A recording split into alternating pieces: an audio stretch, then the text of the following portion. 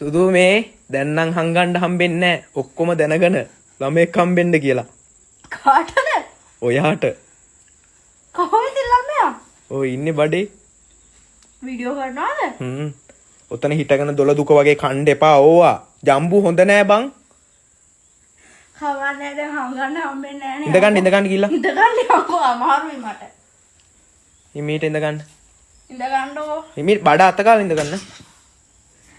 අම්මා. ගොඩක් අමාරුයි. ඉතින් මොනවද දැන් කමෙන්ට් එහෙම තියන්නේ? මේ කමෙන්ට් තියෙනවා මාස කොච්චරක්ද කියලා. කොච්චරක්ද මාස ඇත්තරම? ඈ? මාස කීයක්ද ඔකට බඩට? ඒ ළමයා හම්බෙන්න ඇවිල්ලා මාස කීයක්ද කියලා තාත්තා දන්නේ නැද්ද? හරි ඉතින් මට හරියට මීටර් කේන්ති ගාස්ස වන්න එපා. අමාරුයි මට. මීටර් නෑ මට හරියට. අනේ අපෝ මෙහෙමත් තාත්තලා දෙයියනේ.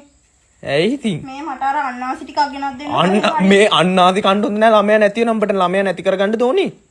අන්නාසි ගාපුවා මෙහෙම. ඔව් ඔව්. එහෙනම් මට අච්චාරු ටිකක් ගෙනල්ලා දෙන්න. අච්චාරු ගෙනත් දෙන්න. මොනවා හරි කමන්නේ මට පොලොස් මාළුවක් උයලා දෙන්න. පොලොස් කැපුවම. වැඩට කාබ හරි ගන්න මට හරි අමාරුයි මේවා. වැඩට ගන්න. දැන් ඉතින් කෙල්ලෙම්ම ගන්නද? ඈ? වැඩට කෙල්ලේ. අයියේ මාස 9 ඉන්න බැයිද? නෑ ඉන්න පුළුවන්.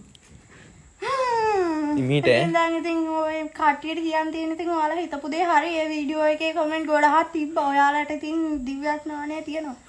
හැබැයි වීඩියෝ එක දාලා නම් දැන් සතියක් විතර එනවා. සතියට බඩ නම් ටිකක් වැඩිපුර ඇවිල්ලා අපි නිබුල්ලද කොහෙද? අපි කල්පනා කරන්නේ ඇයි කියලා. නිබුල්ල වෙන්න ඇති. කවන්නේ ඉතින් ඔන්න දැන් ඔයාලා හැමෝම අපිට කන්ග්‍රැචුලේෂන්ස් කියලා දාගෙන යන්න. ආයිබෝවන්. බුදු සරණයි. බයි. බයි.